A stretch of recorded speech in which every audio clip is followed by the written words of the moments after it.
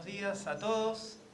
Vamos a dar por iniciada la jornada del día de hoy, que tiene un aniversario por doble partida. Por un lado, el aniversario del fallecimiento del doctor Emilio Mignone, y por otro, un nuevo aniversario del Centro de Derechos Humanos que precisamente lleva su nombre. En el panel de esta primera mañana vamos a tener una aproximación más, si ustedes quieren, más cuidada en lo que hace a la vida personal de Mignone, con dos de referentes directos, allegados a la familia, y también referentes de la propia universidad, ¿sí? Y para la tarde vamos a tener una mesa más focalizada en indagar, profundizar este vínculo, este legado de Emilio Mignone en relación a las universidades públicas. En el medio también ustedes habrán visto en el cronograma, está planteado un trabajo casi que podríamos decir de hormigas en relación a esta articulación de la Red Interuniversitaria de Derechos Humanos, que con el paso del tiempo va tomando vuelo, creemos, y muestra de ello ha sido este año la posibilidad de tener el primer encuentro nacional de derechos humanos en la ciudad de Paraná. Precisamente nos acompaña la coordinadora de la red, la profesora Rosario Badano, y buena parte de los integrantes de esta red reciente, que ya es parte integrante del Consejo Interuniversitario Nacional. Así que a todos ustedes les damos la bienvenida, lo mismo a los familiares, a los amigos, y bueno, y a aquellas personas que nos están acompañando y que desean un poco tomar cuenta de este legado tan importante que consideramos que amerita que nos demos este espacio a lo largo de la jornada de hoy y la de mañana. Bien, ahora es turno de presentar a nuestras autoridades. Nos acompaña a mi izquierda el doctor Alejandro Villar, quien va a dar las palabras de bienvenida. También es cierto que nos acompaña el profesor Alfredo Alfonso, y de alguna manera este acompañamiento tiene que ver con el aniversario, supongo, del CEDEM, del 20º aniversario, sobre el cual creo que la historia es un poco relativamente reciente. Sin embargo, sus lineamientos y a través de muchos de sus referentes y líneas ha logrado ir construyendo institucionalmente algún espacio de intercambio que ya no ha quedado solo en las proclamaciones o en resoluciones, sino que en muchos aspectos hoy forman parte de la vida activa, de la vida cotidiana de esta Universidad Nacional.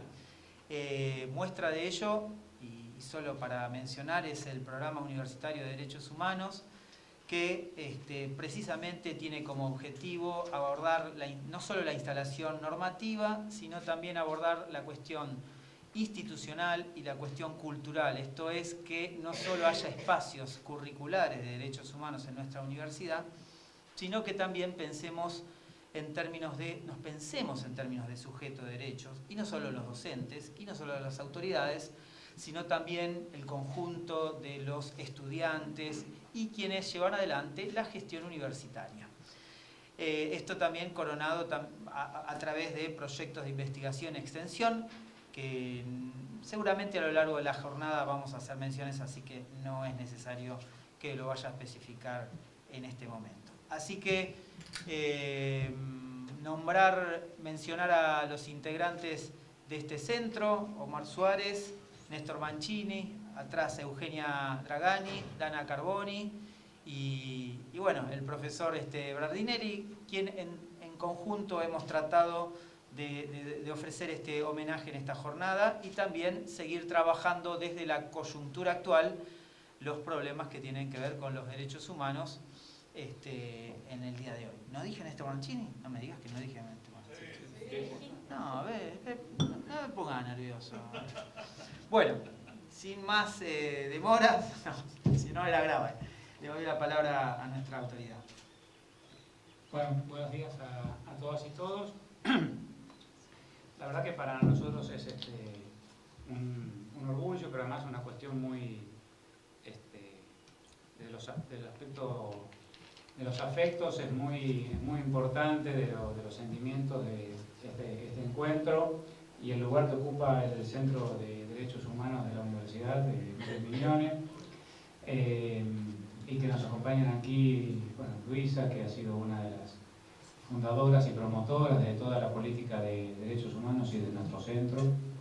Es importante señalar que esta joven universidad, que va a cumplir 30 años de su creación el año que viene, a pronto de andar definió algunas líneas estratégicas que hasta el día de hoy se conservan.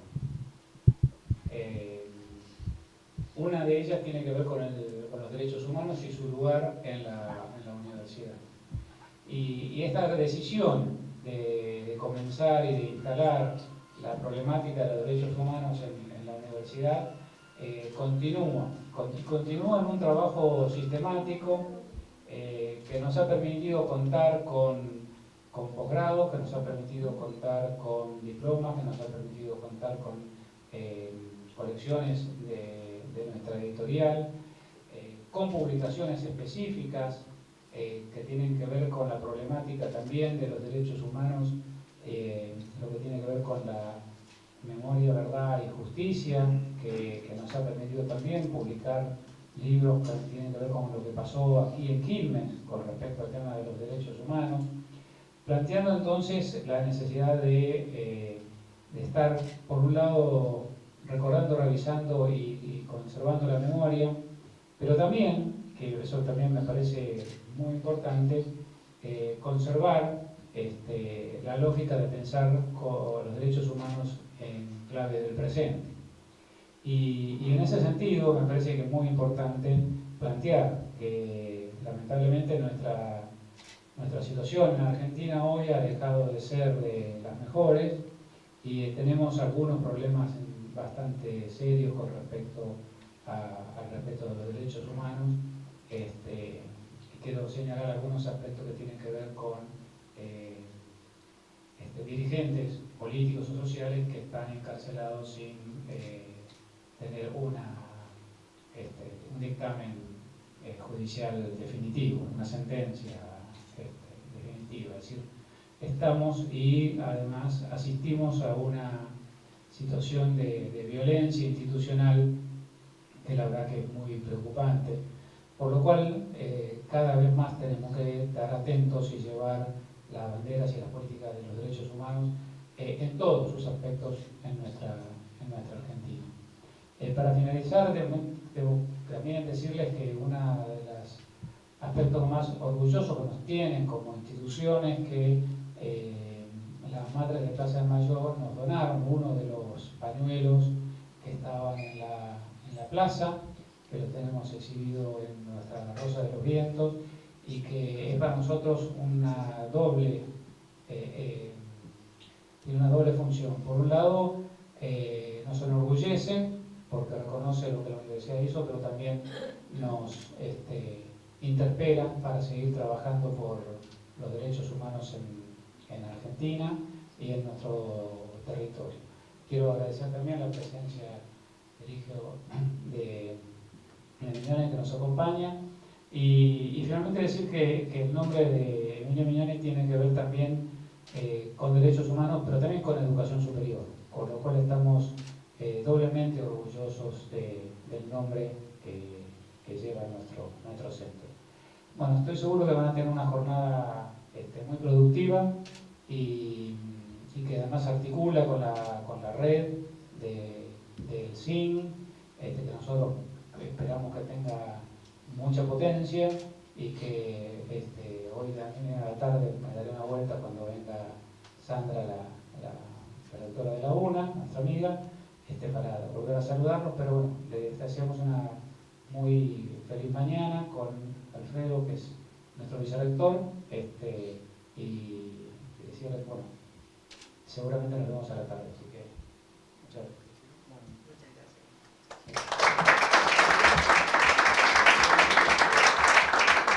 Sí, aprovecho para decir también que hay otra red que nos acompaña, que es la red intrainstitucional a cargo de, no sé si a cargo, pero vamos a decir la coordinadora Silvina Santín, a propósito de los 100 años de la reforma universitaria. A lo largo de este año hemos trabajado diferentes referentes y espacios de la universidad de un modo bastante ejemplificador, en términos de también demostrar este imaginario y esta representación de lo que significan lo que significó la reforma universitaria. Así que no lo había mencionado y me parece muy importante porque de alguna manera esta es la actividad de cierre, ¿no? Creo que no en Navidad no sé si habrá alguna actividad, Silvina, pero bueno, creo que termina. Bueno, me toca presentar a los dos panelistas. Lamentablemente, a último momento, el profesor, el doctor Jorge Tayana no nos va a poder acompañar, lo cual no nos gusta, pero bueno, ¿qué va a ser? Son los compromisos de personas que están en las altas esferas del trabajo y la política, pero bueno, la realidad es esta. Nos acabamos de enterar hace un ratito. Y me toca presentar, no por eso no vamos a tratar de, ni nos vamos a poner mal, porque la verdad es que tenemos la oportunidad de compartir el espacio con nuestra exdirectora del centro, quien también vino trabajando un poco las líneas de derechos humanos y que tantas veces ha sido también impulsora de la referencia de Emilio Miñone, y acá con Javier Miñone, su hijo, uno de sus hijos, que no por ser su hijo vamos a subestimar su perfil académico, que por cierto es bastante profundo. Yo simplemente quería compartir, y muy breve, algo con ustedes para hacer una suerte de autocrítica, que es la biografía que está en el portal de nuestro centro, ¿no? Me tomé el trabajo de imprimirla, así que ustedes dirán si hemos trabajado a conciencia o no, o si falta algo, porque siempre, ¿no? Hay diferentes miradas, ¿no? Y diferentes perspectivas, y bueno, en todo caso es una suerte de excusa para recordar el camino de quien vamos a ir hablando hoy a lo largo de toda la jornada. Así que vamos a decir que nacido en Luján el 23 de julio de 1922, Emilio Fermín Miñone fue uno de los líderes más importantes del movimiento y defensa de derechos humanos de Argentina. Fue escritor, educador, abogado y vicepresidente de la Asamblea Permanente por los Derechos Humanos de Buenos Aires. Además, fue fundador y primer presidente del Centro de Estudios Legales y Sociales, CELS, a quien hay dos compañeras que no mencioné y que aprovecho para saludarlas, que documentó y denunció los abusos cometidos por los militares en la última dictadura. Durante su juventud, Emilio participó activamente de la Acción Católica, en la que tuvo cargos directivos y dirigió una revista juvenil. Su adscripción en la Iglesia Católica siempre acompañó su trabajo y defensa de los derechos humanos durante toda su vida. Miñone comprendía que una de las misiones de la Iglesia era denunciar las injusticias y proteger los derechos humanos de todos los hombres y mujeres. Graduado en Derecho por la Universidad Nacional de Buenos Aires entre 1949 y 1952, durante el gobierno de Domingo Mercante, se desempeñó como docente y como director general de escuelas. Entre sus experiencias profesionales en el campo educativo se encuentra su rectorado en la Universidad Nacional de Luján, quien también hay varios compañeros que nos están acompañando. Allí recibió y dio trabajo a profesores chilenos perseguidos por la dictadura pinochetista, tales como Pedro Hernández, Silvia Pesani, Alfredo Salivián o Eduardo Seis. pero al declararse el último golpe militar en marzo de 1976, Emilio se vio obligado a renunciar de su cargo. El 14 de mayo de 1976 su vida sería atravesada por un hecho doloroso.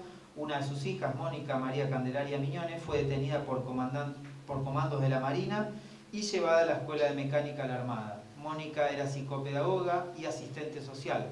Formaba parte de un grupo de jóvenes que trabajaba de manera activa en la promoción humana, social, religiosa y política en la Villa de Emergencia del Bajo Flores. En el momento de su detención, sus secuestradores le dijeron a Emilio que al día siguiente podría visitarla, razón por la cual le aconsejó que confiara en la institución legal. Sin embargo, nunca más pudo saber de Mónica. A partir de aquel momento, Miñones pasó el resto de su vida buscándola y luchó para evitar la represión ilegal del gobierno militar y la desaparición forzada de personas, convirtiéndose en una figura esencial en la lucha de los derechos humanos y la democracia. En 1978, durante la dictadura, Miñones fundó y fue el primer presidente del CELS, el cual fue impulsor y responsable de un tercio de las causas judiciales iniciadas a los miembros de la Junta Militar. El CELS tuvo un lugar fundamental en el periodo democrático, ya que impulsó los juicios por la verdad, en los que se defendía el derecho a conocer la verdad a los familiares y a la sociedad argentina. Los tribunales argentinos fueron presionados a investigar los casos más emblemáticos y los juicios fueron una innovación en la justicia argentina y en el resto de Latinoamérica. Los primeros casos presentados fueron los de Mónica Candelaria Miñones, hija de Emilio Miñones, y el de Alejandra Lapacó, cuya madre, Carmen Aguiar de Lapacó, ayudó a fundar las Madres de la Plaza de Mayo y fue miembro de la comisión directiva del CELS. Como parte de su trayectoria en la educación argentina, en 1994 Emilio fue incorporado a la Academia Nacional de Educación, desde donde continuó trabajando en la búsqueda de mejoras en la calidad en la educación. En consecuencia, en 1995 se fundó la Comisión Nacional de Evaluación y Acreditación Universitaria, CONEAU, de la cual fue designado presidente, convirtiéndose en el primero hasta su fallecimiento en 1998. Emilio participó también como miembro de la Asamblea Permanente de los Derechos Humanos y colaboró constantemente con las Madres de Plaza de Mayo, organización en la que participaba también su esposa. En enero de 1981 fue detenido por la dictadura, pero debido a la fuerte represión de organismos e instituciones internacionales, fue liberado rápidamente. En 1983, con la vuelta de la democracia, Emilio continuó realizando diversas publicaciones y formó parte de la Liga Internacional por los Derechos Humanos y del Consejo Directivo del Instituto Interamericano de Derechos Humanos de San José de Costa Rica. En 1985, Emilio ofreció su testimonio en el juicio a los excomandantes de las Fuerzas Armadas. Su fidelidad a la lucha por los derechos humanos siempre se manifestó en su constante participación y actividad política. En 1997, junto con otros abogados, presentó una querella contra militares argentinos y uruguayos que habían sido indultados por el presidente Carlos Menem en septiembre de 1989. En su defensa por los derechos de los detenidos, desaparecidos y familiares, participó en 1998 en manifestaciones contra el plan del gobierno que pretendía demoler la Escuela Mecánica de la Armada. Posteriormente apoyó la nulidad de la ley del punto de final y la ley de obediencia debida. Miñones fue uno de los críticos más importantes del desempeño de las autoridades de la Iglesia argentina durante el gobierno militar. En 1986 publicó Iglesia y Dictadura, el papel de la Iglesia a la luz de sus relaciones con el régimen militar, libro que critica la complicidad de la Iglesia con el gobierno militar y que hasta el día de hoy es consultado por los estudiosos de todo el mundo. Con 76 años de edad, Emilio Fermín Miñones falleció el 20 de diciembre de 1998 víctima de cáncer. Durante toda su vida fue reconocido mundialmente, recibió numerosos premios de instituciones nacionales e internacionales. Hoy continúa siendo un referente emblemático y popular en la lucha por los derechos humanos. Bien, seguramente quedan cosas afuera mientras estaba leyendo, que en todo caso dejo que los panelistas tenés que dejarnos algo. quieran. Sí. A Hay mucho, pero hay mucho. Hay mucho, la verdad que hay mucho. Cuando uno profundiza un poquito, se da cuenta que además la variedad de la vida de Emilio ha sido tan amplia que en cualquiera de esos caminos que incursiona se puede encontrar con una profundidad importante. Así que no te preocupes. Algo vamos a encontrar. Bueno, me toca presentar al hijo,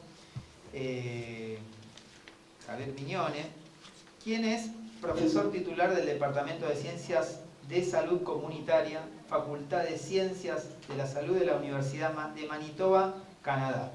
Javier es licenciado en Psicología, tiene una maestría en Administración de Servicios de Salud y un doctorado en Ciencias en Salud Comunitaria. En Argentina trabajó en salud mental y en programas de salud. Vive en Canadá desde hace 25 años, donde se dedica a la docencia y la investigación en determinantes sociales de la salud intercultural, salud indígena y prevención del VIH.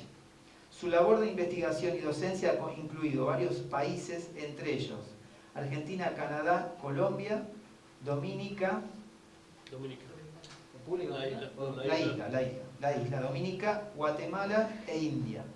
Javier colabora en forma habitual con organizaciones indígenas en el fortalecimiento de sus herramientas epidemiológicas, evaluación de programas e investigación en salud.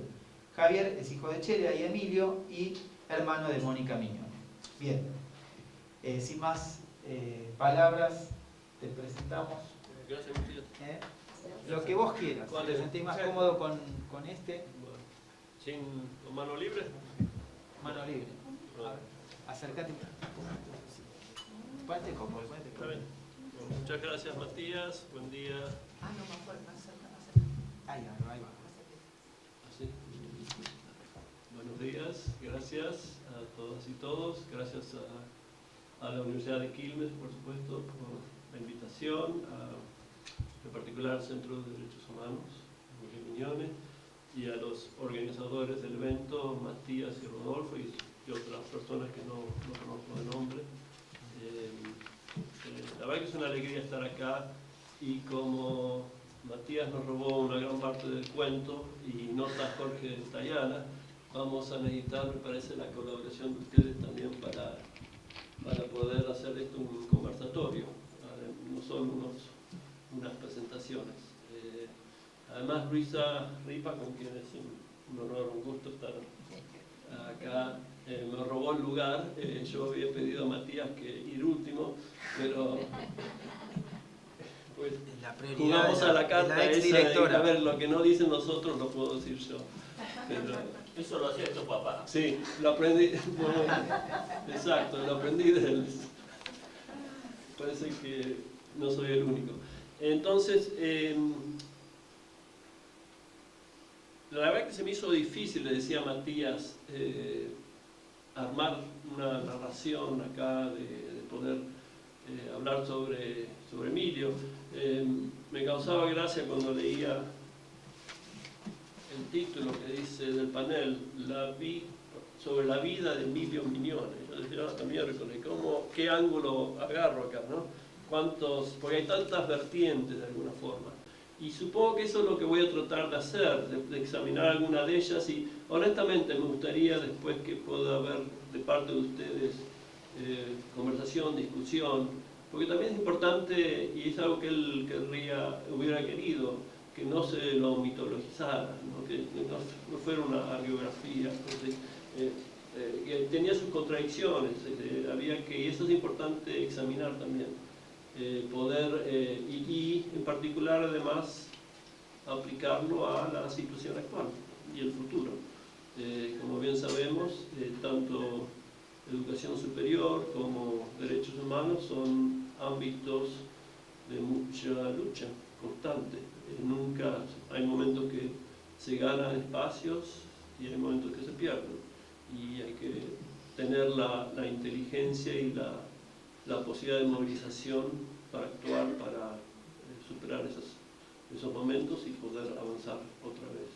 Y creo que es un momento, tanto en Argentina como a nivel mundial, donde estamos realmente con un proceso de retroceso yo creo, bastante serio, quizás más de lo que a veces lo vemos. Les pido disculpas, hace ya 25 años que estoy en Canadá, así que sé que tengo un acento ridículo cuando hablo, pero discúlpenme. No tuve tiempo de ir a una fonoaudióloga para que me ayudara a abrir la boca, como decía mamá. Mamá me decía siempre, abrí la boca. Mi papá me decía, tirá esa porquería, refiriéndose al chicle. Él odiaba el chicle y eso era lo que... cuando estaba pensando qué decir, me acordé, pues nosotros vivimos en Estados Unidos unos años, cuando yo era chico, cuando éramos chicos. Papá trabajaba para cuestión de becas en la OEA y ahí me hice, debo reconocer, fanático del béisbol y como era chico jugaba y yo decía para mí, pero ¿por qué mi papá trabaja en una oficina? Yo quería que fuera jugador profesional de béisbol para poder ir a los partidos, ¿ya? Debo reconocer, nos llevó un par de veces a los partidos, pero ¿qué hacía él? En lugar de ver el partido se ponía a leer los diarios y unos libros que se llevaba. Y eso me hizo acordar que, pensando en una de las constantes de papá, y supongo que todos los que lo conocieron saben esto, cualquier oportunidad que tenía se ponía a leer. La lectura para él fue siempre una herramienta muy importante. Pero profundizando un poco más en esa idea, no solo la lectura para él, dado su religiosidad, el rezar era muy importante para él, la acción era muy importante para él, pero también después la escritura, que para mí esa es su forma de reflexión. La idea de Pablo Freire de acción-reflexión era esto, creo que lo que vivía en forma cotidiana. O sea, él necesitaba actuar, pero también poder después escribir como forma de reflexionar sobre la actuación y volver a leer y volver a rezar. Es un poco, creo que unas constantes de la forma de ser de papá.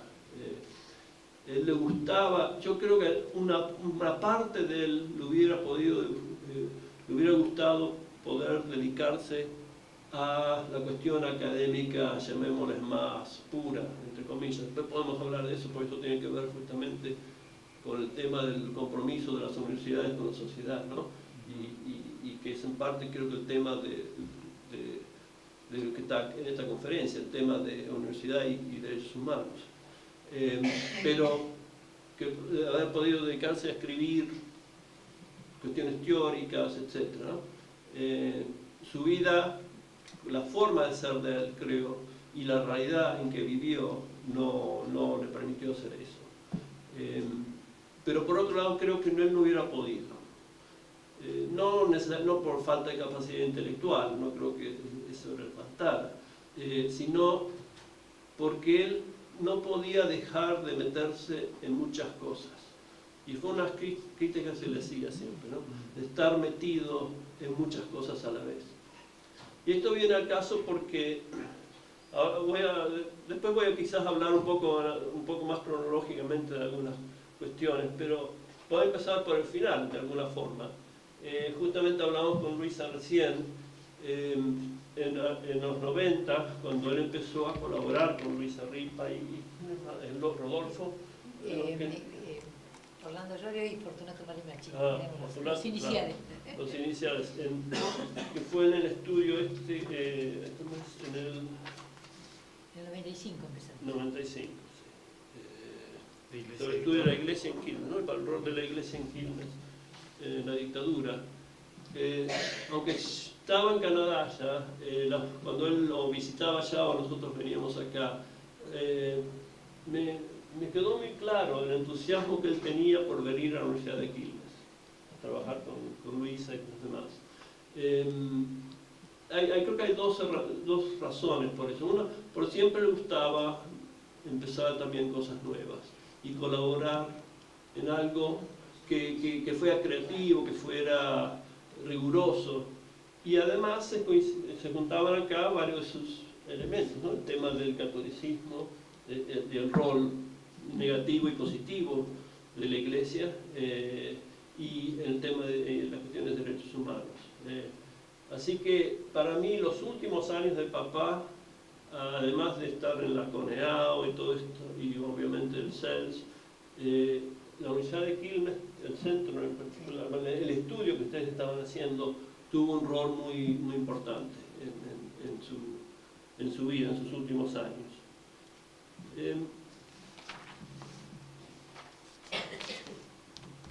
Entonces, estoy acá por ser hijo de Emilio, no por ser un especialista en su vida. Vamos a aclarar esa cuestión, o un estudioso de su vida. Pero voy a tratar de abordar algunas de las temáticas.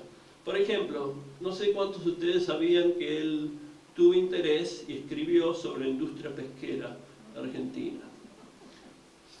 Él escribió eso pero con seudónimos, porque decía, nadie me va a creer si yo escribo sobre la industria pesquera. No sé, se le había agarrado que el tema de que Argentina producía y consumía demasiada carne y todo el tema de la dependencia con la ganadería y el tema, entonces se había puesto, entonces publicó artículos en diarios sobre la industria pesquera. No me acuerdo cuál era el seudónimo, habría que rastrearlo. Para el archivo del CES no sé cómo, en qué categoría podía entrar. Pero vamos a empezar.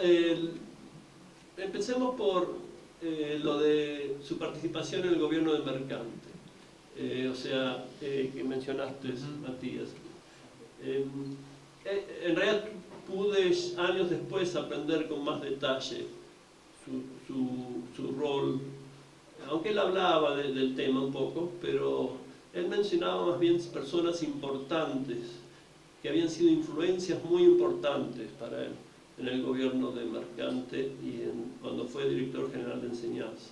Ahora que era joven, tenía 26, 27 años cuando tuvo ese cargo, y estaba el ministro, era Julio César Banza, una persona que él quería muchísimo, una persona sumamente lúcida, que lamentablemente después estuvo encarcelado y murió muy joven del corazón, creo que al poco tiempo de haber salido de la cárcel. Y la otra influencia muy importante que fue la de Arturo Sampaio, el gran constitucionalista de la Constitución de 1949. Y uno percibía cuando papá hablaba de ciertas personas el respeto, la admiración, el entusiasmo, y Banza y Sampaio eran dos de esas personas que se notaba que habían incidido en una forma muy positiva en su vida, en su pensamiento también. Porque papá venía del nacionalismo católico, de una militancia, yo diría, muy cerrada en su adolescencia. Pero Sampaio, que también, y Banza, que estaban ligados al catolicismo y al nacionalismo, pero no de una forma cerrada. Y la lucidez de un Sampaio, que creo que hay que reivindicar cada vez más, hay que seguir reivindicando a los Sampaios y a Banza mismo, tuvieron una influencia muy positiva en su pensamiento y en la forma de actuar. En ese momento más bien se dedicaba a... ¿Cuál es mi agua? Perdón. Estoy acostumbrado a tomar de la botella.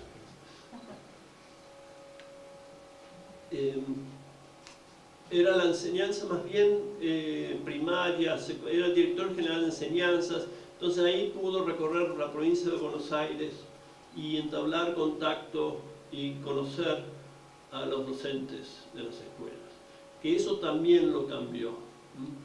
Creo que aprendió mucho de los docentes que cuando él recorría todos los pueblos y las ciudades pequeñas de la provincia de Buenos Aires.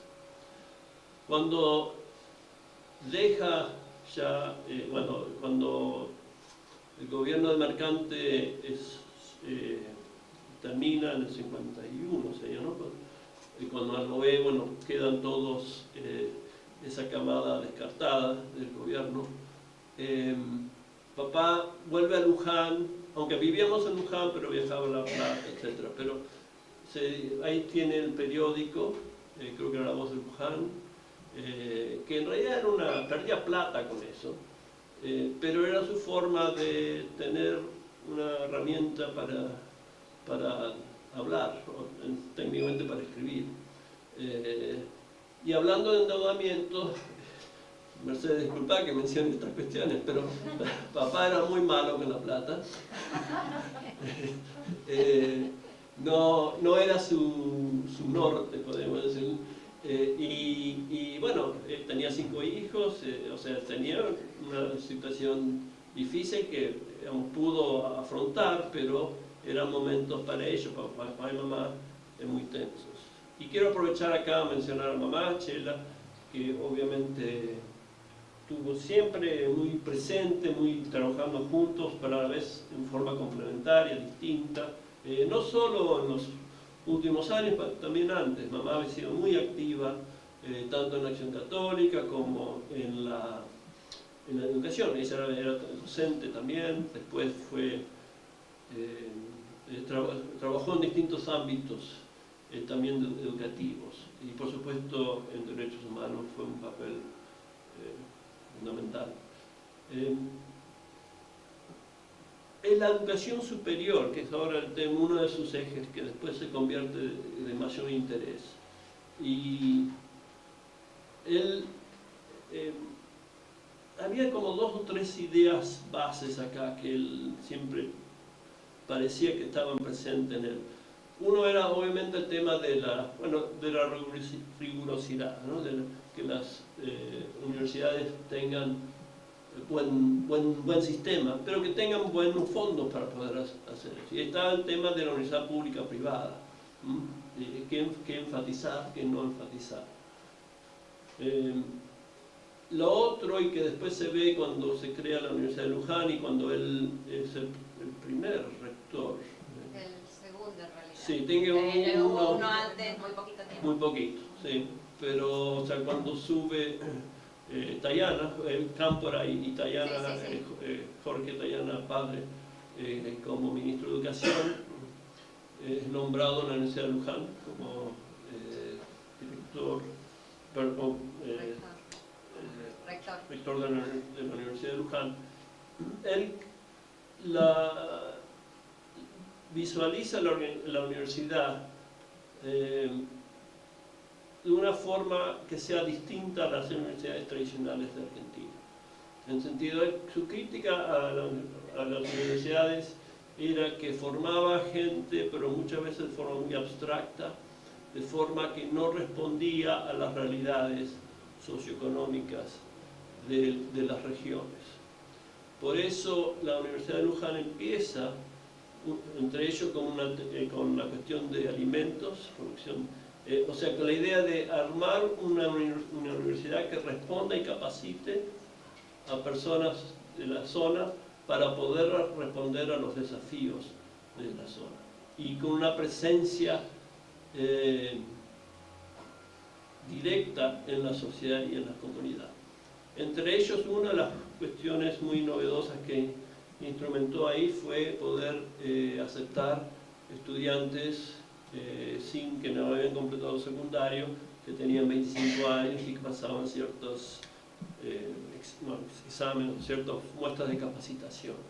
De ahí también es una idea un poco freudiana de la importancia del conocimiento con que vienen las personas y que la educación formal no es la única vía de educación y de formación. Pero por supuesto la educación formal es importante, y de ahí que poder incorporar a personas que no tuvieron la posibilidad de completar el secundario, que puedan participar en la universidad. También, como ustedes me comentaban acá, está organizado con departamentos. La Universidad de Luján también se organizó con departamentos, y eso también fue un viraje importante. En lugar de crear grandes facultades, la estructura departamental suele favorecer este tipo de idea de universidad.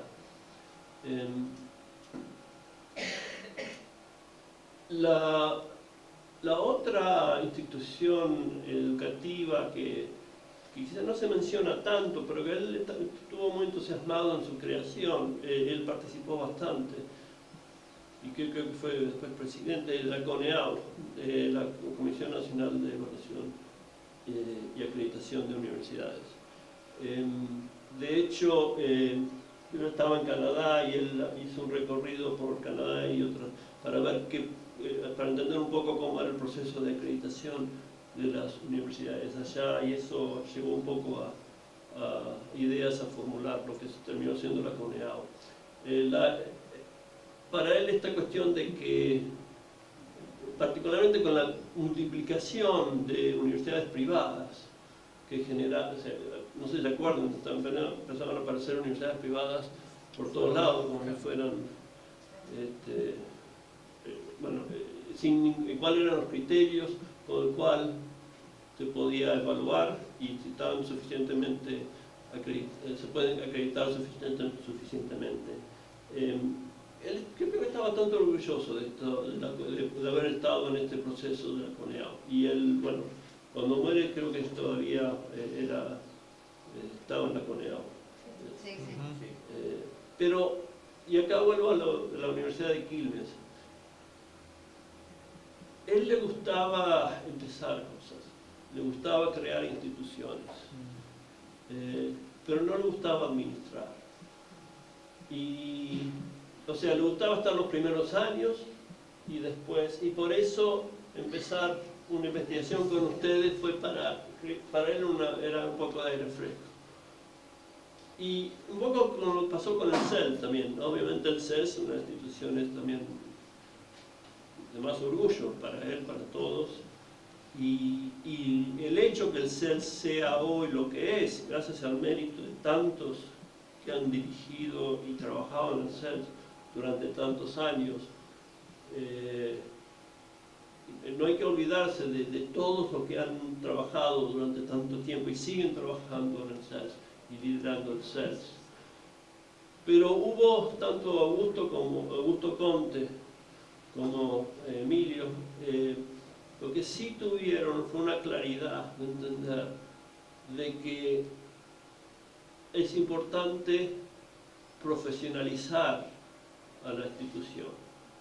O sea, una profesionales, llamémoslos militantes de alguna forma, pero con un énfasis en lo profesional. Que no solo por ser, digamos, un militante, pero hay que también tener las herramientas técnicas para poder hacer las cosas bien. Y eso también se transfirió a la dirección y a la administración del CELS. Él, no me acuerdo ya a partir de qué año empiezan seriamente a buscar a alguien que sea director ejecutivo del CELS. Y así tanto Augusto como él pueden tener un papel más secundario, sí, estando presente en las líneas generales importantes, pero en la administración, en la organización del día a día, no tiene sentido que ellos estén manejando esas cuestiones. Porque además, para poder realmente incorporar personas jóvenes que quizás que no fueran, no hayan tenido una experiencia directa con la represión, pero no obstante eran militantes de derechos humanos o interesados en el tema. Sé que en su momento hubo críticas a este traspaso generacional. Y creo que la lucidez tanto de Augusto como de Emilio en esto fue, no, esto es lo que hay que hacer. Si esta institución va a perdurar en el tiempo, porque los derechos humanos no se acaban porque hay un gobierno constitucional, obviamente, y bien lo sabemos.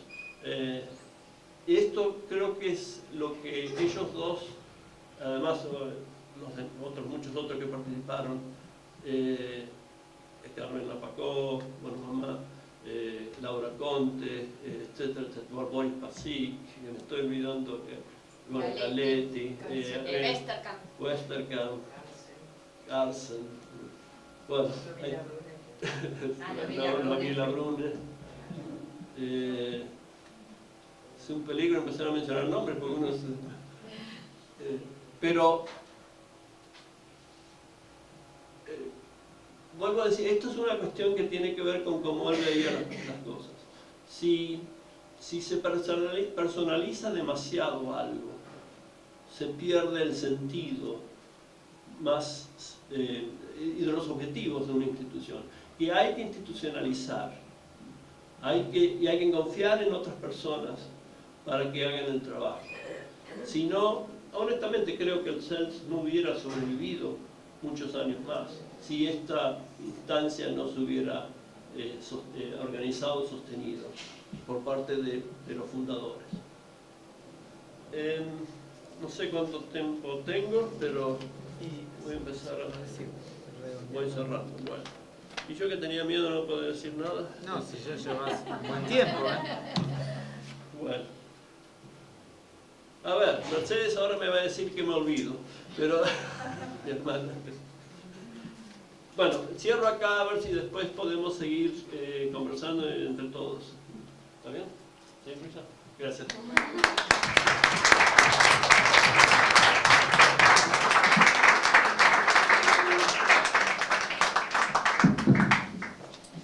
Bueno, ahora me toca presentar a quien fuera también directora de nuestro centro y estuviera trabajando hasta hace muy poquito tiempo con nosotros, la profesora...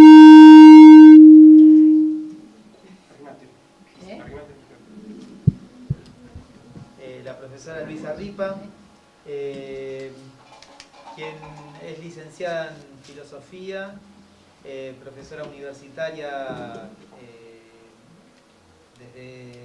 Me estaba recorriendo su currículum porque me dijo, recorta. Y eso, yo le dije, mirá que recorto por donde... Bueno, ella me dio libertad, así que ahora deberá atenerse a las consecuencias. Pero no, comentarles que es una profesora que prácticamente está con el nacimiento también de esta universidad, desde el año 91-92, así que desde esos años fue profesora de ética y de filosofía de nuestra casa. Además estuvo integrando, y esto sí tiene que ver directamente con el contacto con Miñone, trabajo de investigación, particularmente la iglesia de Quilmes durante la dictadura militar 1976-1983, derechos humanos y la cuestión de los desaparecidos, así se llamaba la investigación, que estaba dirigida entonces por el doctor Miñone entre 1995 y 1998. Bueno, a partir de ahí ya es una historia más conocida, por lo menos para nosotros, el grupo del centro, en donde empezamos a incursionar más por la línea de educación en derechos humanos. Y bueno, por último resaltar algunos de sus libros o de sus trabajos, como El cuidado del otro, Prácticas sociales y voluntariado, Democracia y derechos humanos, y algún trabajo que queda pendiente y que está en prensa. Me acabo de enterar uno con un nombre muy interesante, Saber y Poder, Educación y Derechos Humanos. Así que eso, apurate Luisa, que queremos leerlo. Bueno, así que le vamos a dar la palabra entonces a ella para que nos ayude a entender mejor un poco este trayecto de esta vida tan interesante que es la de Emilio Miñone. Muchas gracias. Bueno, ahora gracias a las cosas que dijo Javier entendí algunas cosas de mi persona, porque a mí también me gusta estar en muchas cosas, también tuve muchos hijos y la dispersión ha sido mi sino, pero también es esta es una oportunidad linda de, me parece, yo quisiera hacer dos tipos de recuerdos. Como Javier nos ha presentado una cosa tan densa de Emilio, tan fuerte, yo voy a ir hablando de lo que fuimos haciendo en la universidad en estos 20 años y recordando algunas cosas de Emilio a cuenta de eso. Me gustaría terminar con algunas notas de lo que yo reconozco en Emilio, algunas cosas que, bueno,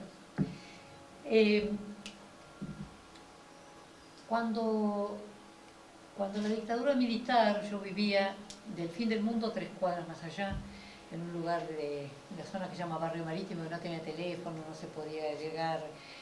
Mis vecinos viajaban entre a veces 3 horas para llegar o 4 para llegar a su lugar de trabajo y otro tanto para volver. Y allí tuve la gracia de ponerme en contacto con Novak, con el MED, y de forma clandestina empezar a conocer y a difundir las cosas que estaban pasando y que eran tan tenebrosas en el doble sentido, ¿no? de diabólicas y en el sentido de oscuras, de no visibles. Solamente los que lo vivimos podemos saber cómo estaba esto. Y mientras tanto, Novak es otro personaje, produjo montones de cosas, y yo tenía contactos en la vida, enseñaba en la UCA en ese momento, contactos con 2 tipos de personas que o lo endiosaban o lo trataban de tonto, de manejado, en fin, qué sé yo. Y entonces me decía, hay que estudiarlo, Novak, porque no lo conoce. Y varias veces se lo comenté a amigos míos, yo soy de filosofía, que hacen historia, que hacen sociología, decían, qué bárbaro, pero nadie agarraba la pelota. Y una vuelta hablando con un teólogo amigo, Orlando Llorio, que muchos de ustedes han conocido, él me dijo, yo le daría la vida a un trabajo como este. Ah, bueno, si vos lo hacés, yo me meto. Pero necesitamos un sociólogo de la religión. Yo no lo conocía a Malimachi, él me pone en contacto, y en la casa de Giorgi Malimachi armamos esa investigación a la que hizo mención, me hicieron mención los dos, Javier y Matías. Una vez que estuvo armada, fue un proceso colectivo muy hermoso armar ese proyecto. En el 94 lo hicimos. Yo vine a la universidad, hablé con Albornoz, que entonces era la universidad, estaba muy incipiente en cuanto a sus categorías institucionales. Y Albornoz dijo, lo tiene que dirigir Mignone. Esa expresión tenía que ver con que en la universidad algo que se llamara iglesia, para investigar cuestiones que tenían que ver con religión y obispos, era difícil de acreditar académicamente. Y entonces Albornoz dice como buen criterio lo tiene que dirigir Mignone. Y yo me fui a la casa de Mignone pensando que íbamos a hacer una cosa formal, porque el proyecto era muy bueno, lo habíamos hecho con Malimachi y yo, estaba muy bien. Mignone, ¿qué va a hacer? Va a poner la firma. Horas estuve al lado de la computadora, mientras él corregía hasta las comas. La primera cosa que hizo fue sacar del título la palabra proceso, y dijo, no se llama proceso, se llama dictadura. Y a partir de ahí empecé a ver el cuidado que tenía con las palabras, de la palabra justa. Y bueno, lo armamos, y fue un poco como dijo Javier, se entregó de lleno, con mucho entusiasmo, pero enseguida me dijo, coordinas vos, y enseguida se llenó de gente. Rodolfo vino enseguida, fue parte, algunas becarias, y se llenó de gente que quería trabajar en ese proyecto. Fue una de las experiencias más hermosas porque nos fuimos acreditando en un doble sentido. Formándonos, fue mi primera experiencia de investigación de ese calibre, y formándonos y logrando un lugar institucional. Sin embargo, ahí pasaron muchas cosas que después voy a hacer mención a algunas. El espacio que teníamos era una investigación que año a año hacíamos un informe de avance y conseguíamos una renovación, pero eso era todo. Yo estaba especialmente muy preocupada por conseguir un lugar institucional que se llamara de alguna manera, un equipo, un grupo, como qué. En un determinado momento, ahora voy a irme echando algunas anécdotas que muestran lo que para mí es cosas del perfil maravilloso de Emilia. Habíamos decidido eso de pedir al secretario académico la posibilidad de formar un equipo que fuera constante. Ahora estaba haciendo esta investigación, pero que después siguiera haciendo algo. Era la primera vez que se tematizó derechos humanos en la Universidad de Quilmes. Y entonces estuve más o menos una hora esperando que el secretario académico me recibiera. Después de lo cual me dijo, bueno, vamos a ver qué... Cuando yo volví a la reunión, Emilio me miró y me dijo, te ofendiste. Sí, yo no me ofendo nunca, me dijo. Y yo dije, hay que estar muy seguro de lo que uno es y de lo que uno puede defender, como para no ofenderse porque uno lo hacen esperar, ¿no? Yo me había ofendido porque no tenía mucha seguridad de que valía ni que me iba a hacer valer en esto. Bueno, así fuimos perfilando la idea del centro, que tu papá no había muerto todavía cuando logramos la creación, y con toda certeza tenía que llamarse Emilio Miñone. Certeza Emilio Miñone. Esto que dice Javier de su afán por la lectura, antes de agravarse, un fin de semana estuvo internado porque estaba con un poco de estrés, qué sé yo qué, lo fuimos a visitar y estaba muy contento porque había hecho caso de descansar y de relajarse y de dormir, dice, tanto que me traje para el fin de semana 4 libros y pude leer 2 nomás. Bueno, así era mi tío. El trabajo que lo fuimos haciendo nunca culminó, eso tuvo que haber sido mi tesis, que no llegó a escribirse nunca, más que el libro que mencionaste, está pendiente. Pero fuimos haciendo producciones, informes de avance muy densos, Berbisco y Luzón en una de sus publicaciones, y publicaciones parciales.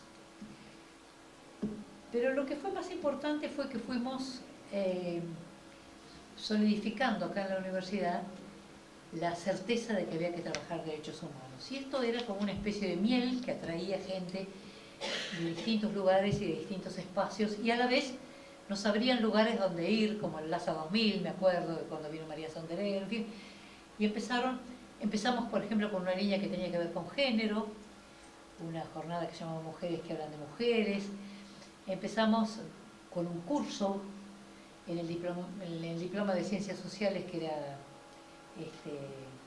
optativo, pero que tuvo siempre la matrícula llena, que tuvo como docente a Marcelo Colombo primero, a Tayana después, y ahora a Enrique Pochat, y ahora tiene lo que tiene, que va a ser, que no se presente.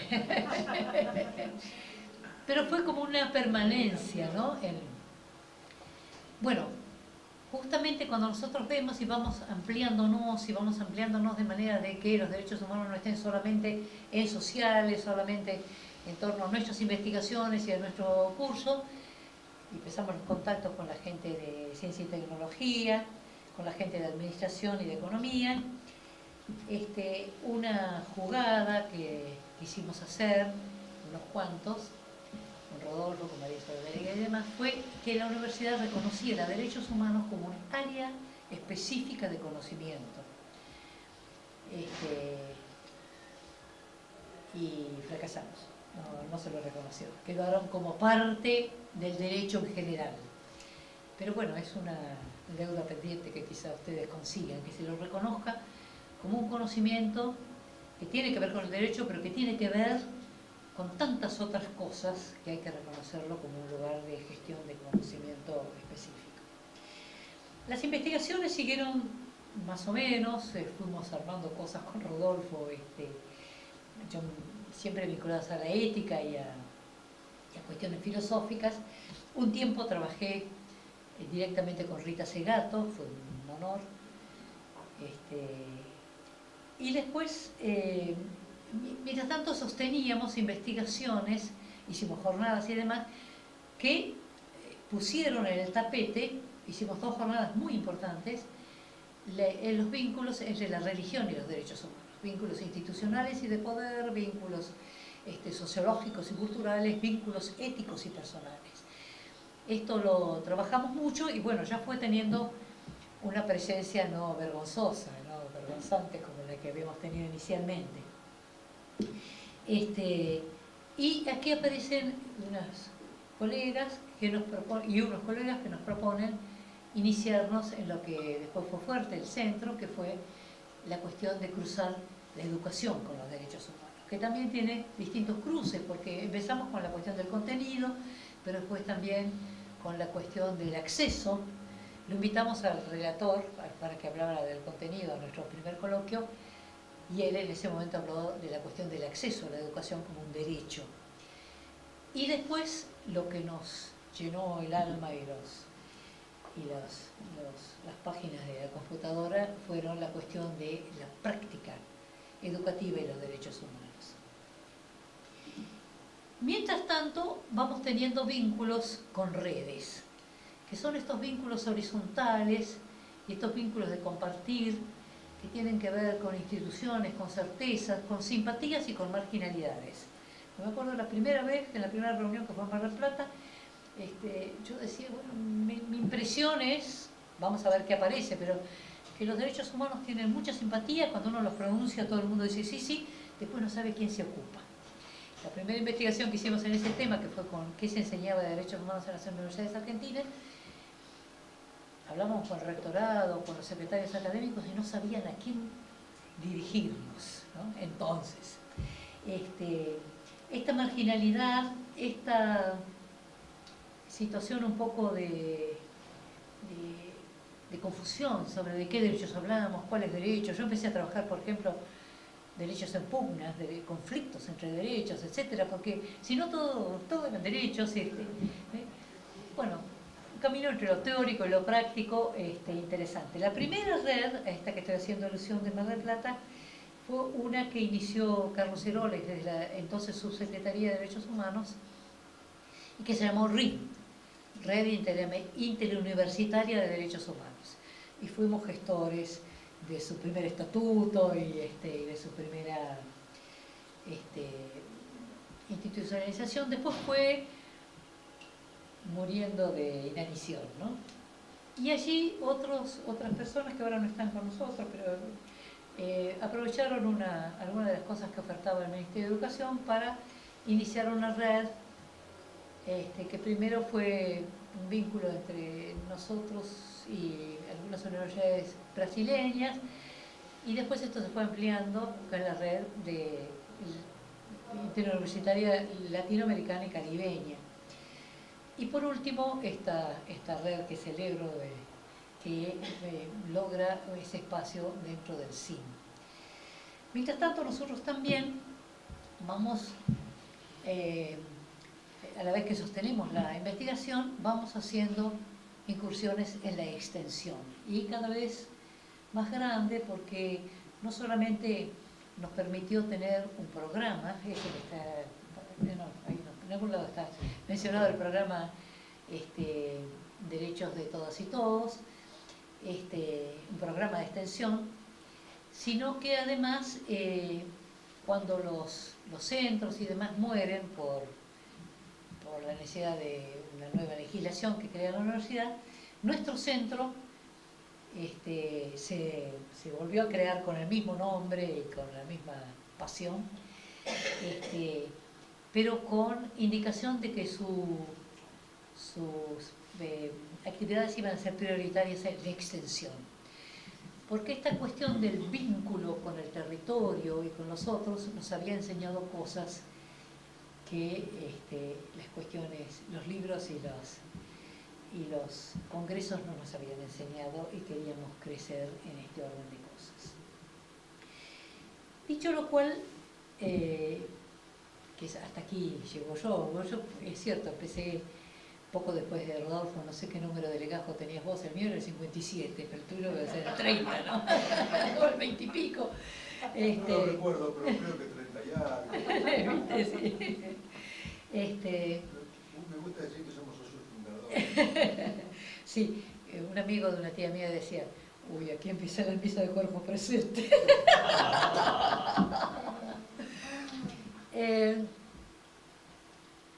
¿Qué cosas hicimos, aparte de ponerle el nombre, con Emilio y por Emilio, como para recuperarlo? En primer lugar, a los 10 años del centro hicimos un homenaje muy importante, en que invitamos, había habido montones de homenajes de Emilio desde que falleció, y hubo gente del CELS, y yo recuperé por ahí, buscando cosas en una computadora vieja y demás, el agradecimiento que le hice a las personas que habían hablado. Es curioso porque ahí cuento que alguien que se acaba de unir al centro me dice, qué bárbaro, no lo conocí, pero por las cosas que dijeron, qué hombre impresionante. Se llamaba Matías Peno. Ahí lo tengo en la carta que le mandé todo. Hicimos ese reconocimiento que fue muy importante, fue muy hermoso, y un año después, a iniciativa de Rodolfo, pedimos y logramos que se le diera el doctorado honoris causa a Emilio post-mortem, el doctorado honoris causa. Y aquí vino otra gente importante como Zaffaroni, como Rabosi. Y me importa decir una cosa que dijo Rabosi, porque tiene que ver con el modo de ser de Emilio. Emilio era un hombre apasionado, inteligente, certero, de una gran libertad para decir cualquier cosa. Ahora voy a contar algunas anécdotas, pero a la vez era un hombre que se cuestionaba a sí mismo mucho y se preguntaba. Por ejemplo, él decía, yo no sé, esa iglesia dictadura está escrita con tanta pasión que seguramente no es bien objetivo ni académicamente. Habíamos hecho ya una revisión, apenas murió Emilio, una revisión de Iglesia y Dictadura con página 12. Sí, que vos escribiste atrás. Sí. Bueno, él tenía esa duda. Me hubiera gustado que Emilio lo pudiera escuchar a Eduardo Rabosi, que era un hombre de una rigurosidad para juzgar como analítico, que era tremendo, y que dijo que ese libro era de una rigurosidad y de una solidez tremenda. Digo, Emilio, post-mortem, consolate que tu libro merece semejante aval.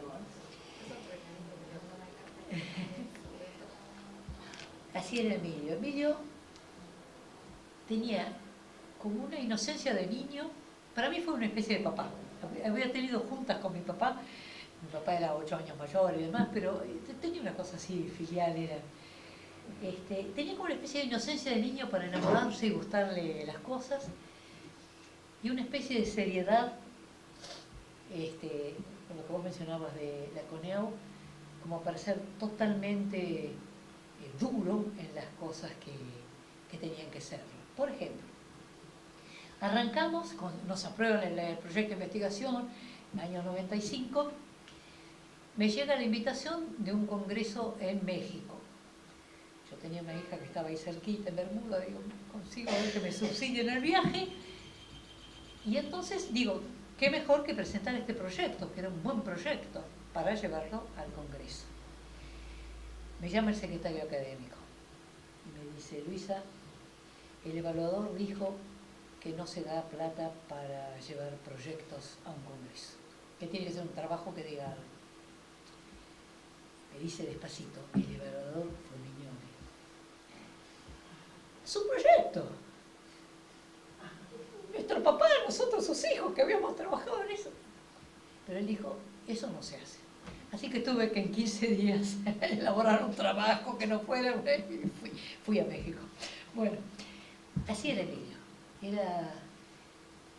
De la CONEAU traía muchísimas anécdotas que eran, por un lado todos hablan de la democracia y de la cosa y de la representatividad, por otro lado me vienen los papelitos a decir, bueno, pero fíjese, esta buena gente de tal provincia, que además son tan piadosos que no sé qué, a todos los juzgamos por igual, piadosos o no piadosos, qué sé yo, que en eso era absolutamente riguroso.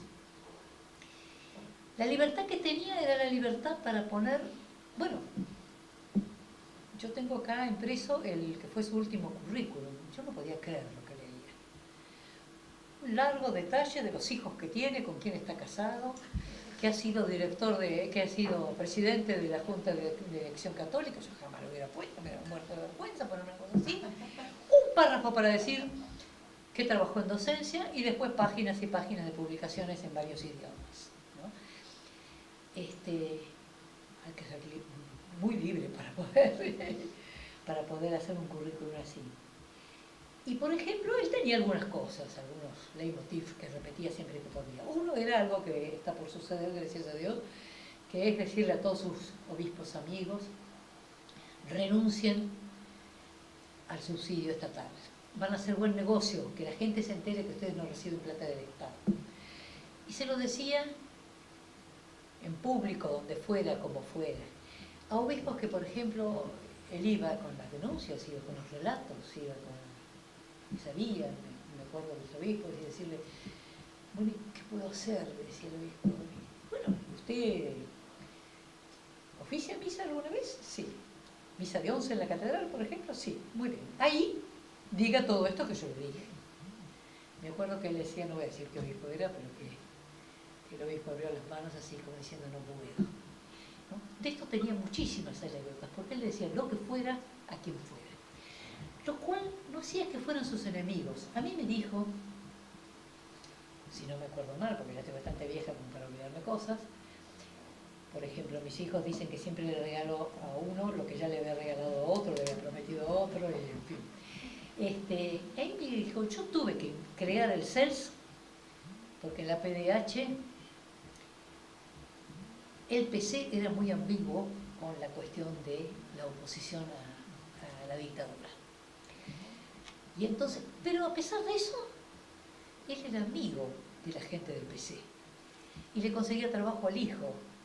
Y venía a decir, no eran sus enemigos, no eran sus enemigos.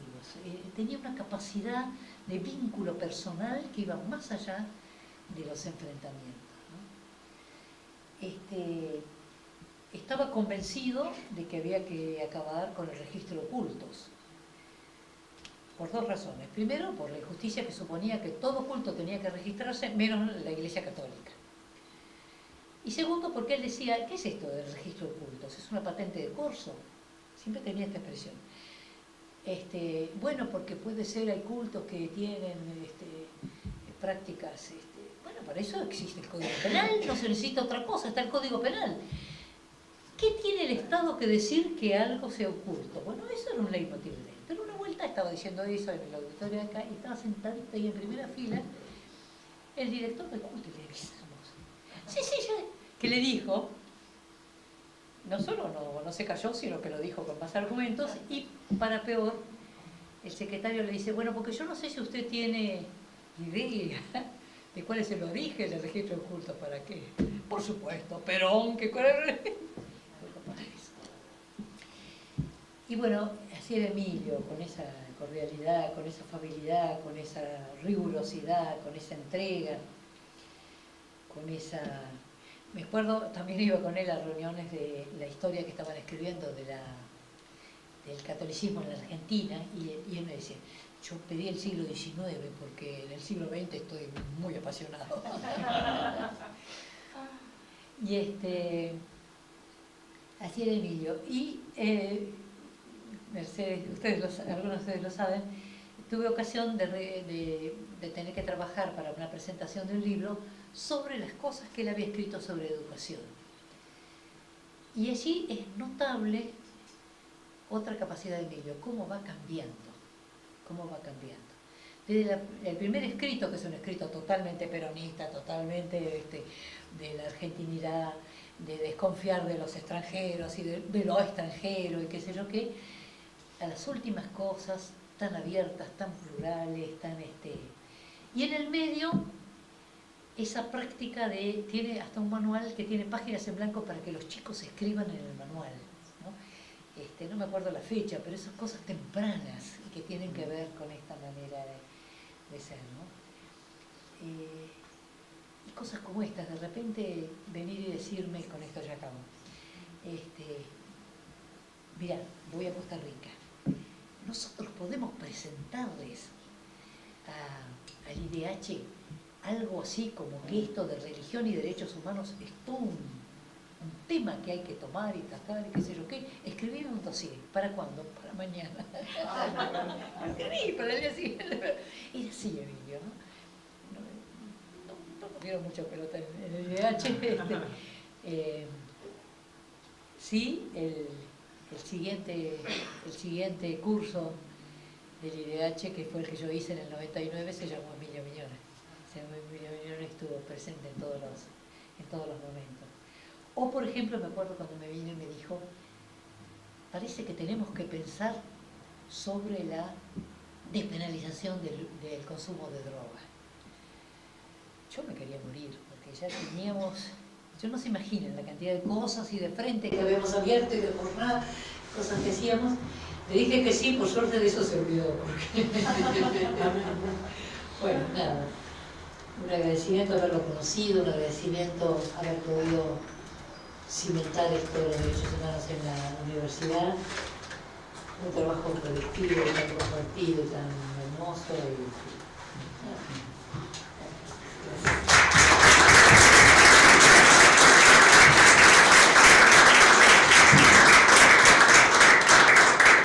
Bueno, aprovecho para comentarles que, y vale la pena que lo haga público, que la familia de alguna manera nos facilitó unos ejemplares de Mario del Carril, que es su yerno, y que precisamente tienen como valor la biografía de Emilio Mignone, a quien estamos haciendo referencia, y por lo menos a mí me ayudó mucho para entender cosas que quienes convivieron con él, bueno, ya las tienen registradas a partir de esa experiencia.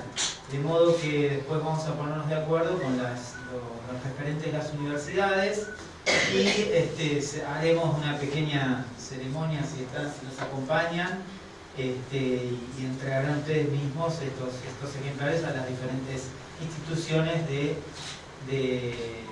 país que nos acompañan. Bueno, nos queda un tiempo más que interesante para debatir, para comentar, porque yo veía que mientras hablaban ustedes, la mayoría de las personas acá adelante estaban comentando cosas, a veces en sentido de la dirección y a veces en sentido complementando, así que qué mejor de un poco de facilitar este espacio. Así que si me ayudan, comentarios, preguntas, desacuerdos, por supuesto. No, por ahí no, yo agradecer a Matías, a Luisa, a Javier, la verdad que muy emotivo y aprendí muchas cosas también de nuevas de Luisa, ¿no?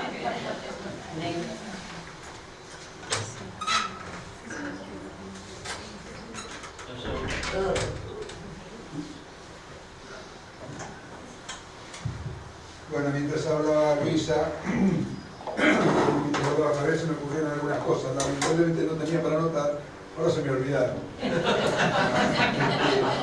De las que pude recuperar, quiero referirme a las tres que pude recuperar. Luisa decía que Albornoz me había recomendado que la investigación la dirigiera a Mignone como un recurso para que la universidad aprobara esa investigación que trataba de religión.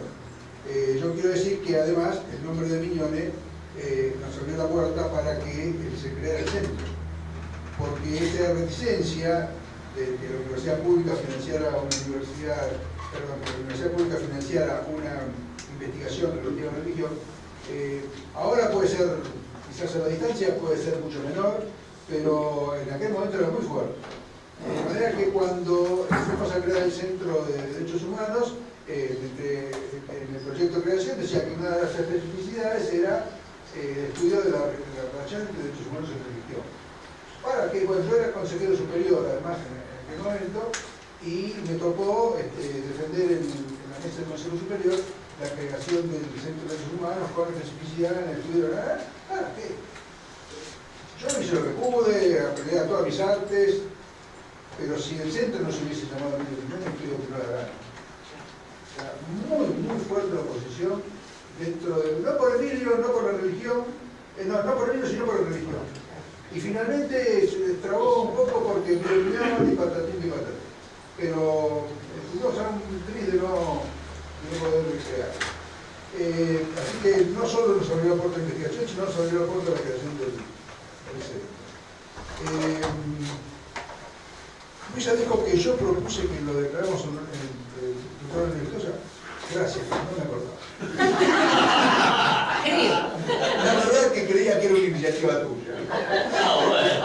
Bueno, la verdad es que sí, no me acordaba, gracias. Lo pondré en el currículum. Bueno, y por último, una anécdota personal con Emilio, que me parece todavía muy significativa, y por hacerle caso después tuve una época de mucha atención y mucho disgusto en la universidad, pero esto no se lo cargo a él. En un momento cuando la universidad se empezaba a institucionalizar, se empezó a hablar, bueno, teníamos como obra social la obra social de la Universidad Nacional de Buenos Aires, estábamos como adheridos a la obra social, que era bastante mala, daba mucho trabajo, tenía pocos servicios en la zona y demás. Entonces se empezó a hablar de la necesidad de crear una obra social y contratar nosotros una prepaga. Había muchas tensiones internas, que se habló de contratar una prepaga, hubo alguien que trajo la prepaga, se instaló ahí en la Ágora y ya estaba haciendo presentes, repartiendo volantes, y parece que al rector no le gustaba el curso que tomaste, el curso que tomaste de trámite. Entonces me llamó un día y me dijo, mira, Rodolfo, quiero que te hagas cargo quiero que hay que crear la obra social y quiero que te hagas cargo de la obra social. Yo, obra social, ¿qué tengo que ver yo con nada de la obra social? Entonces, bueno, me presionaron un poco y yo como no sabía qué hacer y como también lo tenía Emilio un poco como consejero y padre, lo llamé por teléfono. Me acuerdo que paraba acá en la calle, lo llamé por teléfono. Le dije, mire Emilio, pasa esto, inspección acá, hay una discusión interna que yo, y a mí me ofrecen esto y yo no sé qué hacer. Los cargos no se rechazan, me dijo. Y corté y fui y le dije al rector que sí. Bueno, después me costó una de las peores épocas de mi vida, pero bueno, eso es yo también quiero contar.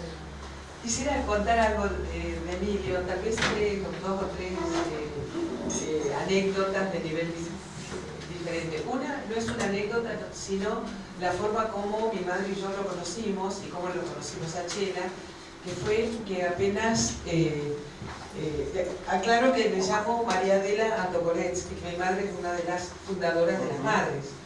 Por eso, apenas desapareció mi hermano, en noviembre del 76, salimos, yo creo que el segundo día o el tercer día, y había llegado una delegación de Amnesty Internacional y Emilio y Chela eran en cierto modo las anfitriones de ese grupo de 3 o 4 personas, y ahí aprendimos cómo había con valentía que denunciar con el nombre, el apellido, mostrándose siempre. Nos lo decía también por teléfono. Yo recuerdo esas conversaciones concretamente, cómo nos impulsaban. En casa de los Miñones se hacían bastantes de las reuniones de los primeros tiempos, cuando no había sede para las madres. Nosotros acompañábamos a nuestras madres, a nuestros padres. Emilio era un padre activísimo en la formación de las madres, y agrego, cada día, es decir, con frecuencia, comprendo mejor la importancia que su consejo tuvo en los primeros tiempos de las madres. La forma como ellas fueron ampliando su trabajo y haciéndolo llegar a más ámbitos de más nivel, dentro y fuera del país, eso le debe bastante, creo yo, a Emilio Miñones. Las madres en su formación le deben mucho a Emilio, sobre todo a Emilio. Y en casa de Emilio, las reuniones podían albergar a bastantes personas, porque el departamento es bien grande, el living y en el comedor se reunían muchas personas, y en este momento lamento, esta es una anécdota, lamento no recordar a propósito de qué. En determinado momento él nos dio una pequeña información, tal vez sobre una actriz o sobre un periodista. Entonces las madres le dijeron, Emilio, ¿y vos esto cómo lo sabés? Y dice, porque yo sí leo las revistas que cuando acompaño a Chelita a la peluquería, ustedes intelectuales no leen, pero yo las leo todas. Eso para mí fue como una lección. Fue como una lección que me hizo comprender la importancia que él daba a todos los niveles de lectura. Ya mismo estoy comprando un libro que refiere a eso. Es un libro, un libro que se vende en la librería sobre los modos en que se ha leído a lo largo de la historia de la humanidad. Bueno, el libro tiene que ver con la compra de ese libro, entonces. Pero además, Carmen Lapacó, una de las madres, y yo acompañándola a ella, viajamos a los Estados Unidos, invitadas ambas, para que ella diera unas charlas. Y estuvimos en casa de Isabel Mignone y de el yerno de Emilio, que en su libro, quienes lo lean, van a comprender que actúa como un historiador, me parece a mí, ¿no?, que en su biografía de su suegro puede tener la objetividad de decir cosas sobre Emilio, y al mismo tiempo ahí hay un amor hacia el suegro que es perceptible, ¿no? El amor no quita el intento de objetividad del Mario en ese libro. Y Mario nos contó algunas cosas que yo decía, pero no las pusiste en el libro. Por ejemplo, nos contó, y no las había puesto en el libro, pues se acordó ese día. Dice que había un montón de cosas que él, una vez tomada la decisión, eso le pasa a los historiadores, a todos los que escriben un libro, tienen que circunscribir el campo y después en algún momento terminarlo. Se acordó o nos contó que, no sé, no recuerdo ahora si era en el mismo año 76 o en el 77, los militares decidieron crear una oficina porque la gente, las familias y los amigos y quienes preguntaban por los desaparecidos, llamándolos todavía presos, ¿no?, en algún lugar ignoto, recorrían distintos ministerios y había como un nomadismo de los familiares, que íbamos a un sitio y a otro. Entonces la dictadura dijo, pongamos una oficina en el Ministerio del Interior, creo. Eso nos contó Mario del Carril. Entonces, en determinado momento instalaron una oficina para institucionalizar mejor el engaño a las familias, digamos, que las familias no eran ahí. ¿Qué dijo Mignone? Error. Sí. Error de la dictadura. Los familiares, vamos a acudir todos a un mismo sitio y vamos a empezar a conocernos, vamos a crecer. Él veía lo que no veían ni siquiera los estrategas, los tácticos militares, ¿no? Todos los días o con suma frecuencia aprende algo acerca de la grandeza y de la misión que tenía, especialmente él.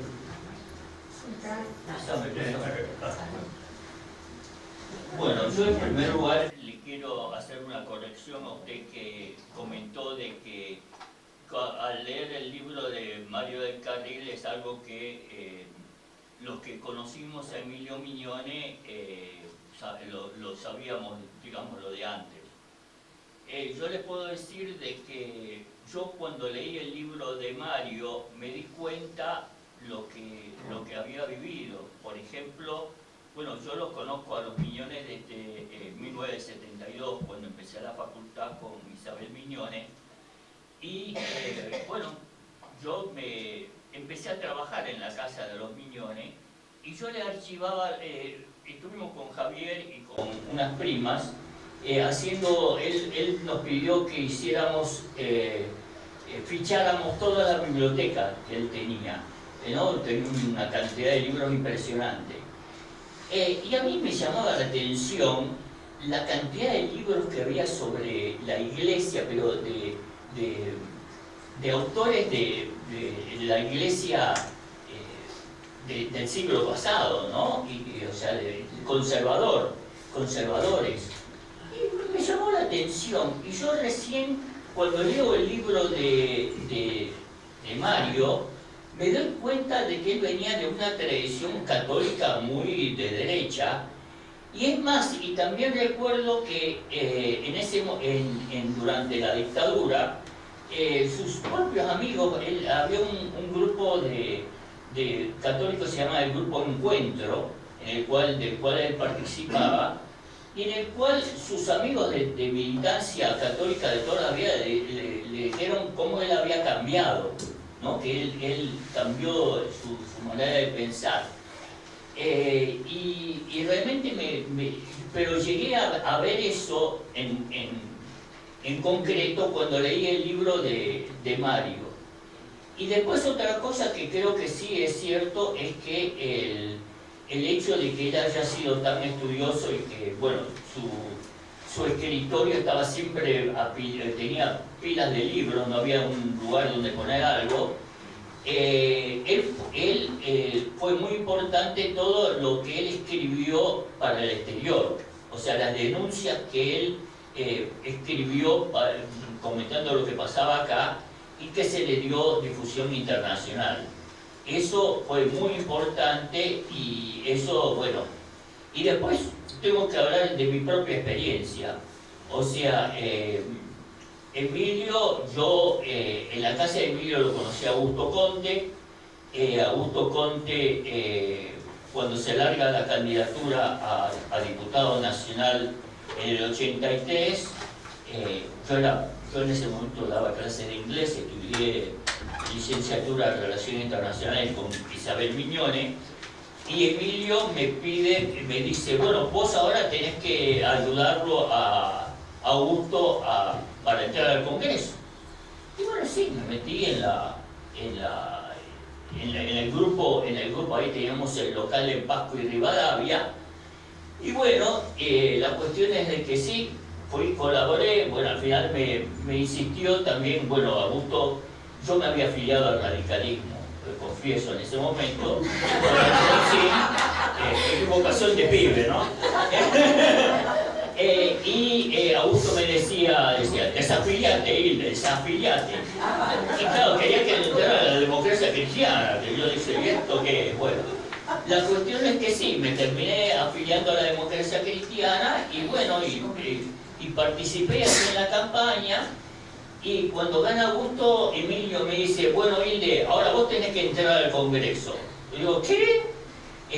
Bueno, la cuestión es que habló con Augusto me dijo así, y yo en realidad entré a trabajar en el Congreso en enero de 1984, y debo decir que gracias a Emilio Miñone, gracias a Augusto Conte, yo estuve 32 años en el Congreso, y hoy en día soy miembro del Instituto Internacional de Derechos Humanos en Estrasburgo, que es un lugar donde también él me presentó a Fabián Salvioli, que es hoy en día el relator de Naciones Unidas sobre Memoria, Verdad y Justicia.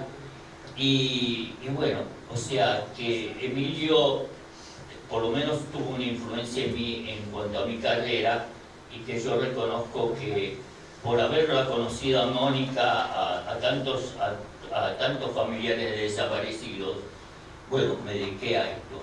Así que en realidad es un agradecimiento a Emilio, y más que nada, bueno, quería dejar expresado esto, que aún los que vivimos en esa época, hubo cosas que nos enteramos tarde. ¿Me dejas agregar algo? ¿Cómo era tu nombre? Ildefonso Thomsen. Alfonso. Ildefonso.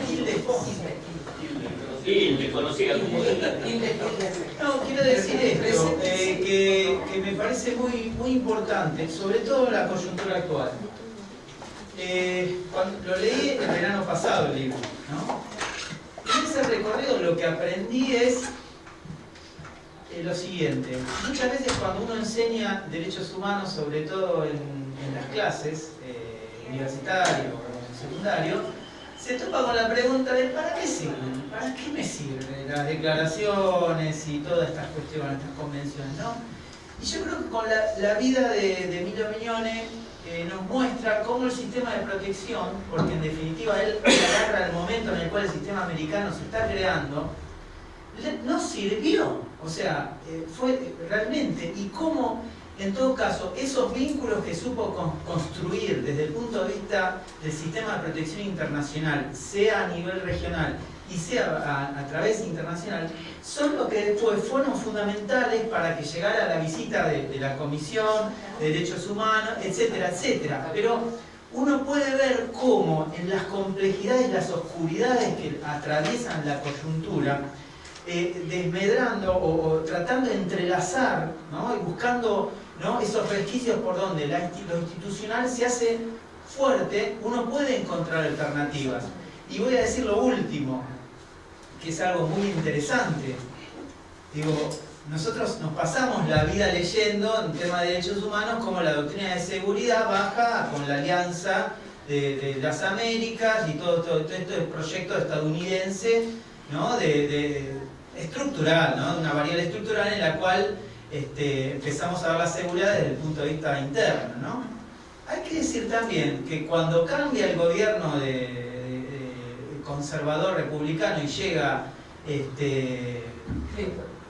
Carter, eso lo dice, y hay una frase muy linda en un testimonio muy lindo de él que dice, ¿no? Que bueno, los momentos a veces de las instituciones pueden ir cambiando y son las que de alguna manera, ¿qué hubiera sido? O se pregunta qué hubiera sido, cómo se hubiera enterado el mundo de lo que pasaba en Argentina si no hubiera estado, de alguna manera el gobierno de Carter no hubiera empujado esa divulgación que increíblemente, a contramano de todo lo que había sucedido en la época de Pinochet y en la época de los 60, ¿no? El gobierno de Estados Unidos fue proclive a divulgar esta situación en el plano internacional y bueno, bueno, pero ahí justamente Emilio, con todo lo que él escribía, porque él escribía a lo loco, él con todas las denuncias que sacó afuera y que él mismo aparte embolsó de su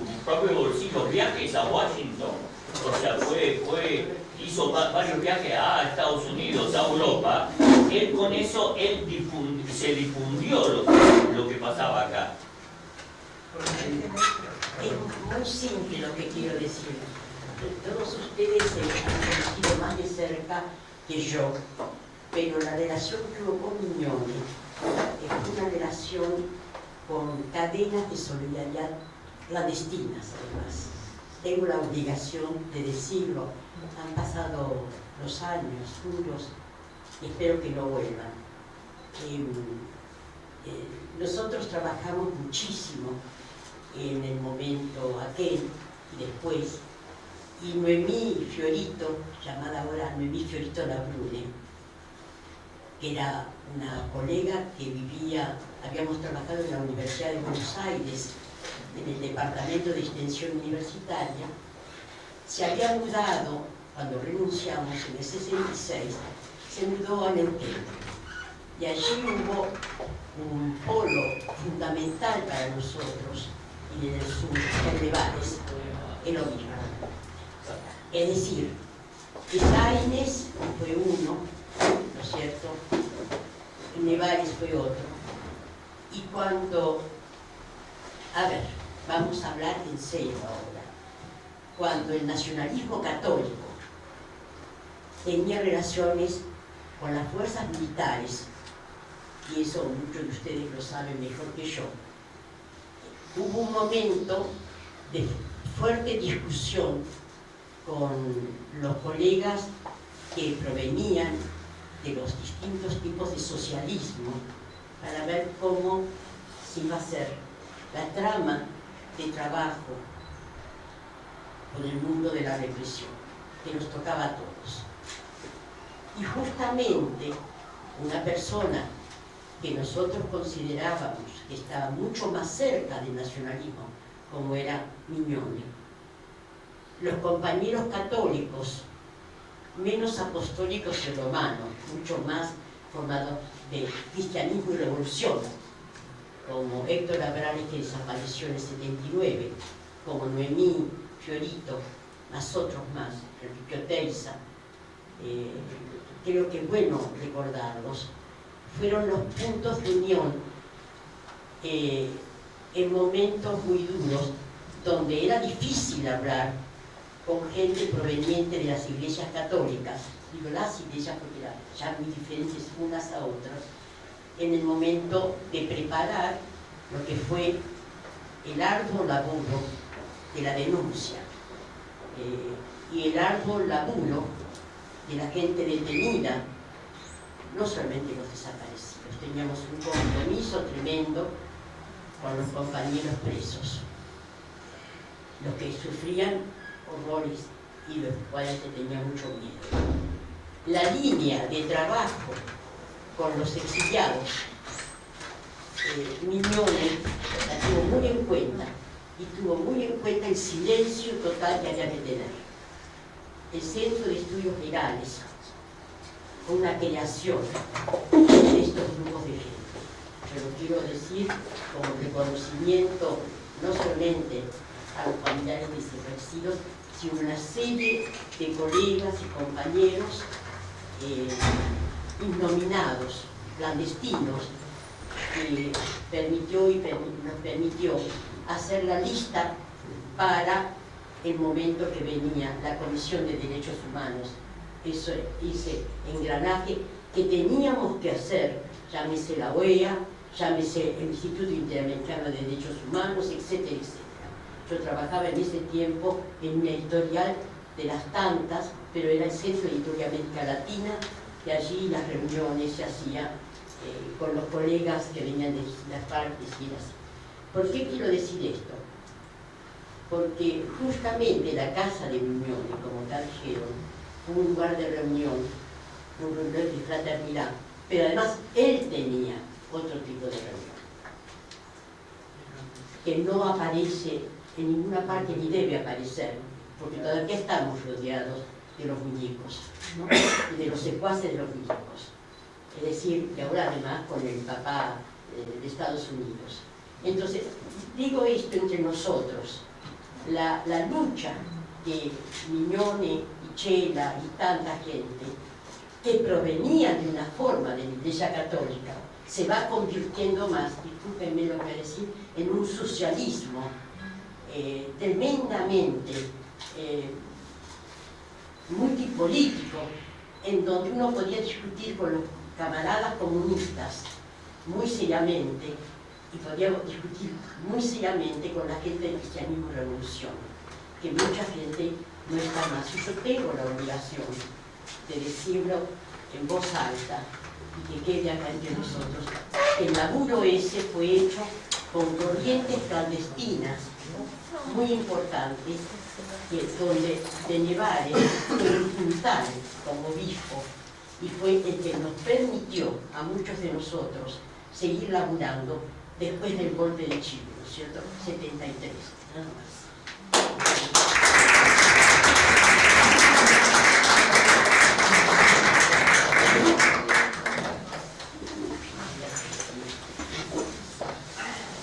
Bueno, gracias. Ahí me vieron. Mi nombre es Valeria Barbuto, estoy en la coordinación del Instituto de Justicia y Derechos Humanos de la Universidad Nacional de Lanús, pero muchos me conocen por mi pertenencia a algunos organismos como el CELS, Memoria Abierta, y acá cumplimos con el archivo de Emilio Mignone. Tengo una pregunta en realidad para Luisa y Javier, sobre todo los que no conocimos a Emilio. Yo entré al CELS 6 meses después de su fallecimiento, lamentablemente, pero que lo conocemos por los documentos, los escritos. Caracterizamos en general a Emilio como, junto con otros, pero Emilio muy particularmente, como alguien que tenía una estrategia que maximizaba oportunidades todo el tiempo. Y esto se ve en la estrategia legal, en la estrategia institucional, esto que contaba María Adela, ellos hacen una oficina conjunta, pues bien, nosotros vamos a hacer un lugar de reunión, ellos allanan los organismos para robar las listas. Bueno, nosotros iniciamos una causa denunciando qué es lo que decían las listas, ¿no? Alguien que todo el tiempo maximizaba oportunidades en la estrategia jurídica, al menos. Entonces la pregunta es, ustedes que lo conocen de muchos otros de sus ámbitos, como el educativo, ¿no? Digo, si ven que esta estrategia, ¿no? Esta forma de pensar se repetía, porque me parece que efectos de pensar las formas de estrategias actuales en el activismo, en las universidades, es algo que siempre está rondando, ¿no? Aprovechamos oportunidades, o sea, los cargos no se rechazan. También él decía, de los cargos de las instituciones uno no se va, lo echa, ¿no? Pero en este término, me parece un término estratégico, me parece que es un tema más allá del pasado, es un tema para poder poner sobre la mesa discusiones sobre nuestras propias estrategias en construcción de derechos.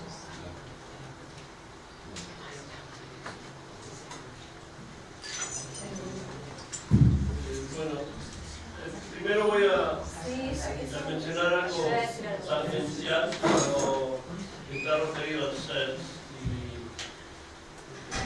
y que no se explica respecto al espacio, que es el trabajo en equipo con personas. Y después voy a contestar más directamente tu pregunta. Cuando estaba pensando, nombrando a los fundadores, recuerdo mucho el trabajo inicial de los primeros abogados,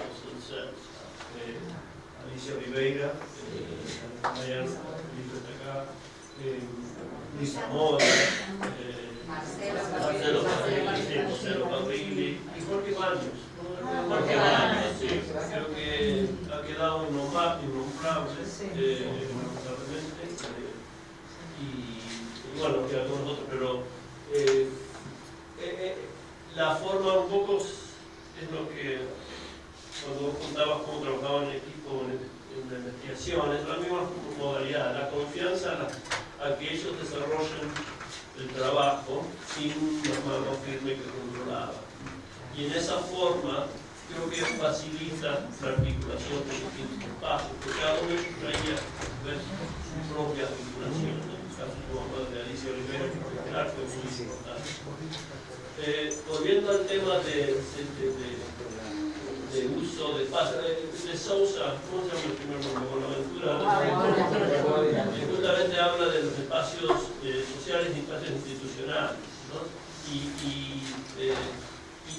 Y eso creo que es lo que estaba también a nivel educativo y otros, no ceder los espacios, no ocuparlos, y bueno, uno puede ser rechazado o desplazado, pero no ceder el espacio, aprovechar la discusión alrededor de eso, y creo que las críticas, que a veces eso se confunde con una especie de traición a ciertos principios. Y eso fue siempre la cuestión.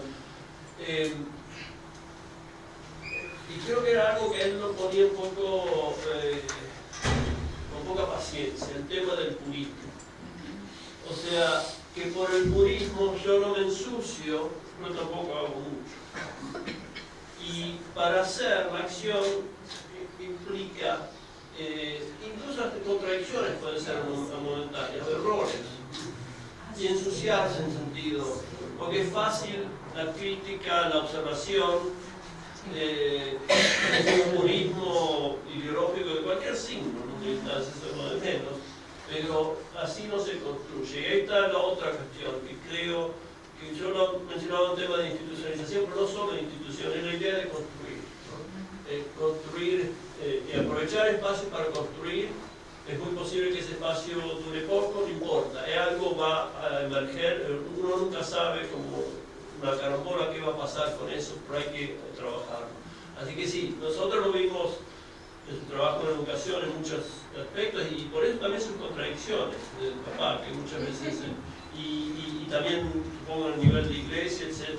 Así que muy buena observación la que haces.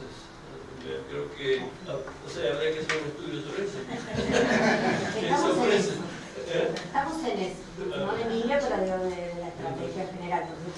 Pero yo lo que creo, lo que decís, de esta maximización de aprovechar las oportunidades, que también se combina con esa capacidad que él tenía de dejarse afectar por cosas que lo cuestionaban y lo hacían pensar y largarse a una cosa nueva.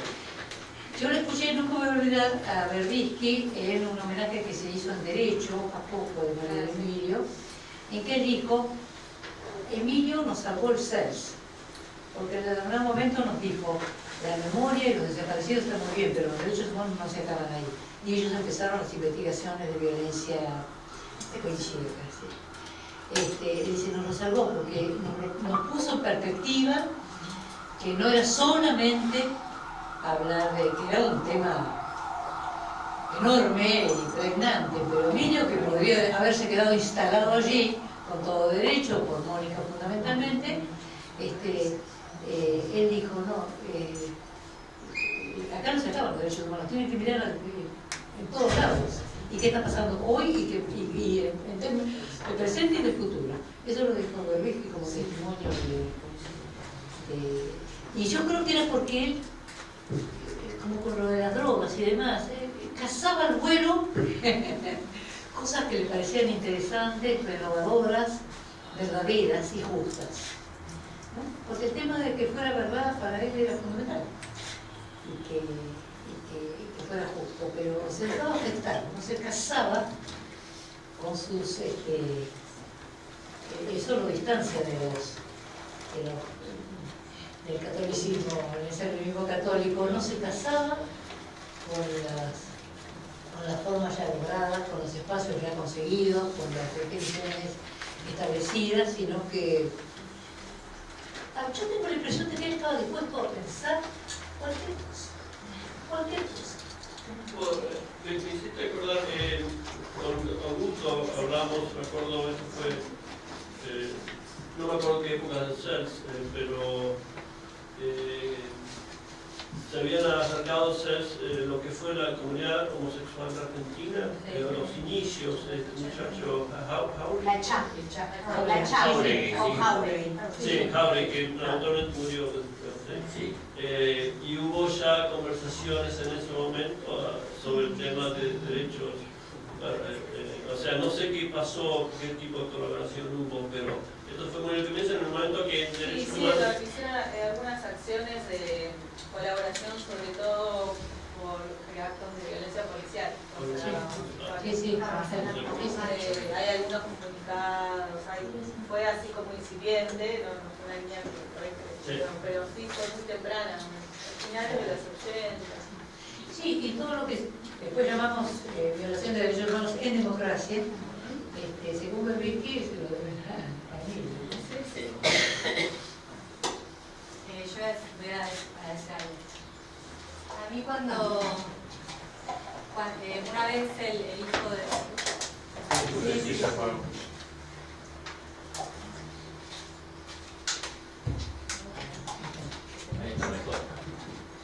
Estábamos yendo a una manifestación por Santiago Maldonado con el hijo de Marta Vázquez, con Chito, y después volvíamos en el auto y me preguntó, bueno, ¿qué fue lo que más te impresionó de todo el archivo de Emilio Miñone que estuviste analizando? Y es que a mí lo que más me impactó, en realidad casi todo está en CELS, pero lo que pude ver así personal, las cartas que él tenía con familiares, o sea, más personales, con familiares desaparecidos, era que él, esto que estamos hablando todos, ¿no? Que él tenía como una visión más allá. Él, por ejemplo, cuando fue el punto final, cuando fue el punto final de violencia de vida, él más adelante piensa en los juicios de la verdad. Fue muy criticado en ese momento porque pensaban que era tibio, que no. Y él pensaba, bueno, como hay mucha gente que en la época de los juicios a las juntas no se animó a denunciar o lo que sea, ahora quizás sí que hay gente que igual sí que se va a animar, entonces vamos a ir juntando expedientes, que esto, yo quizás no vea la justicia, yo quizás no la vea, pero esto sirve para acumular más cosas, quizás en el futuro mis hijos sí que vean la justicia. Entonces yo siento eso, como que él siempre leía la puerta cerrada así, pero él veía como una lucecita. Y eso a mí, actualmente, yo hace poco estuve de viaje hablando con familiares también y estaba muy deprimida porque había ganado Bolsonaro y también algunos familiares me dijeron, no, bueno, pero quizás ahora viene la ola de la maldad, pero en algún momento se va a ir para atrás esa ola y nosotros no tenemos que parar nunca. Nosotros tenemos que seguir, o sea, con lo que veamos, con pequeños pasitos, pero nunca parar de ser activistas de derechos humanos y continuar porque en algún momento nuestra hora va a llegar. Así que eso me quedó de Bueno, una cosa, ¿me dejas añadir una cosa a lo que ella dice? En la experiencia que yo tenía, que con las leyes de punto final y de obediencia de vida y con los indultos de Menem estamos perdidos, yo cuando lo tengo que contar a alguien muy joven le digo, a nosotros nos salvaron los bebés y los juicios por la verdad. Y tengo el escrito de la amicus curiae de Emilio presentando la posibilidad de que se permita conocer la verdad, aunque no tenga eficacia jurídica de prueba, lo cual era mentira, porque déjame que pruebe que esto es verdad, alguna vez esto va a pasar a ser como efectivamente pasó. Esa puertita que decía, eso es una puertaza, donde hubo un cañón fue muy importante también. Bueno, le damos la palabra a Gladys y después les queremos hacer unos comentarios para que presenten la muestra. nuestras compañeras y ya los invitamos al almuerzo. Bueno, alrededor del año 79 llegó a Devoto la propuesta de que hiciéramos recursos de amparo masivo. Poder pensar en esa época que nosotros pudiéramos pedirle algo a la Junta Militar, éramos absolutamente escépticos con razón. Pero él tenía, y vino del 6, la propuesta vino del 6. Creo que entendió que el aislamiento favorece la impunidad. Así que salimos una detrás de otra con el tema de los recursos de amparo. Fueron esas lucecitas. Todo lo que ustedes cuentan que hicieron afuera llegó adentro.